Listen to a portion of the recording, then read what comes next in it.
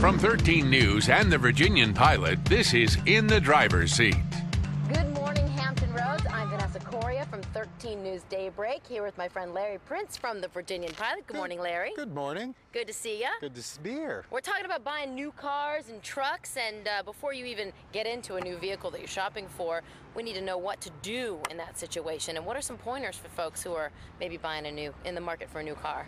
Well, it's pretty easy to get too excited when you're looking at a new car, but when they pull that car up, first thing you want to do is take a good look at it because this is the car you're going to be buying. So what are some pointers? First, take a walk around the vehicle. Look at everything about it. One of the things you want to look for is how the panels fit. Make sure that they all line up correctly, that the gap is even. You also want to take a look at how the sheet metal is. Make sure there are no waves in it. And also, you want to take a look at the paint.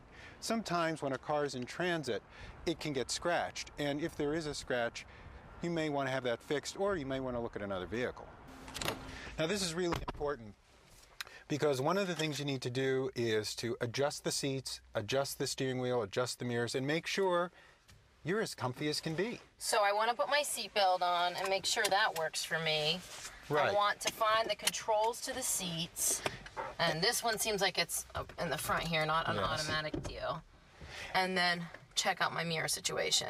Most importantly, though, you want to see if you can actually reach the controls and how easy they are to use once you're seated. All right, Larry, it's time for us to work it. What do I do first? You got to drive it. And that means accelerate. Do it. Here we go.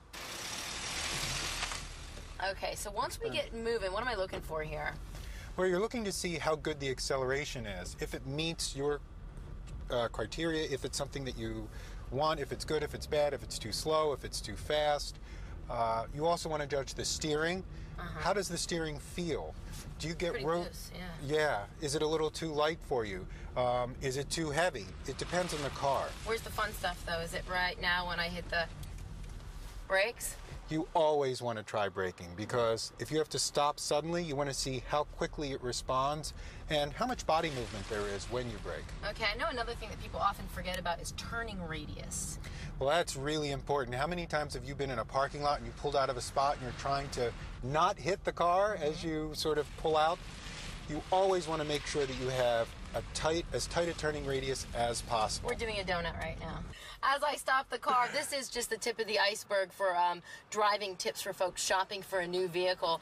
Of course, if you want more, we can check it out in tomorrow's drive section of the Virginian Pilot, right? I think that's a good idea. For 13 News, I'm Vanessa Coria. And I'm Larry Printz. And you are now in the driver's seat.